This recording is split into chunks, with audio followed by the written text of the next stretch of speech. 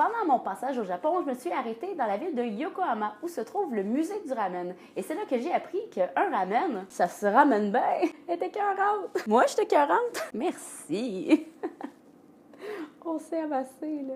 あの交差点でみんながもしスキップをしてもしあの街の真ん中 Bienvenue à Geeky et bienvenue dans mon humble cuisine. Oui, maintenant, je sens qu'on se connaît plus. Tu sais, on vient de comme passer de là à là. Aujourd'hui, je vous parle de ramen. Ramen qui sont d'ailleurs d'origine chinoise, qui a été introduit au Japon dans les années 1859 quand le Japon a décidé d'ouvrir ses ports au reste du monde. Il y a donc des Chinois qui sont arrivés avec leur petit stand de nouilles et qui nourrissaient les ouvriers japonais avec les nouilles qui s'appelaient à ce temps des limen. Au fil du temps, les Japonais ont intégré la recette à leur culture, ils l'ont personnalisée, ils l'ont modifiée et finalement, c'est devenu un emblème gastronomique du pays.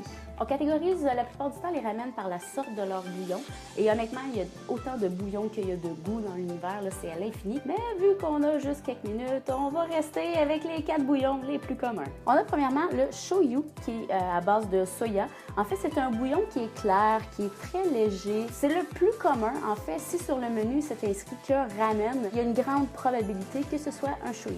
Il y a aussi le shio. On reste dans une sauce très claire, souvent à base de poulet, qui va être assaisonnée avec du sel. On a le célèbre miso, qui est un bouillon fait à partir de pâte de soja. On va aller chercher un bouillon qui va être un petit peu plus épais, avec un peu plus de saveur, plus complexe, un peu plus recherché, qui va donner un plus de profondeur au ramen. Et finalement, on a le terrible tonkotsu, qui est un bouillon fait à base d'os de porc qui sont chauffés tellement longtemps dans le bouillon que les os finissent par se désagréger, ce qui va donner un bouillon qui est très riche, très épais, très goûteux, très gras. Lui me donne encore des cauchemars. Ensuite, le deuxième élément qui caractérise un ramen, ce sont les nouilles.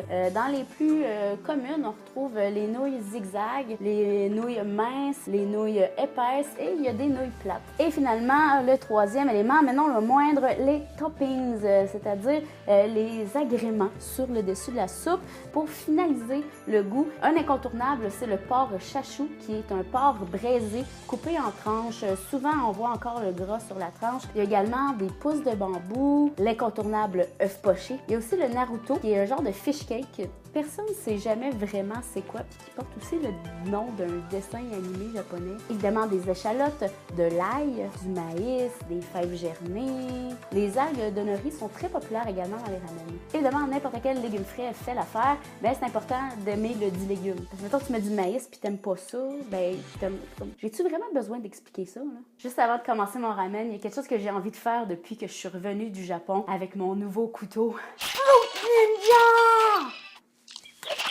Oh! Wow!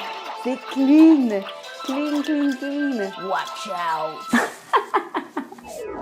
あの交差点でみんながもしスキップをしてもしあの街の真ん中で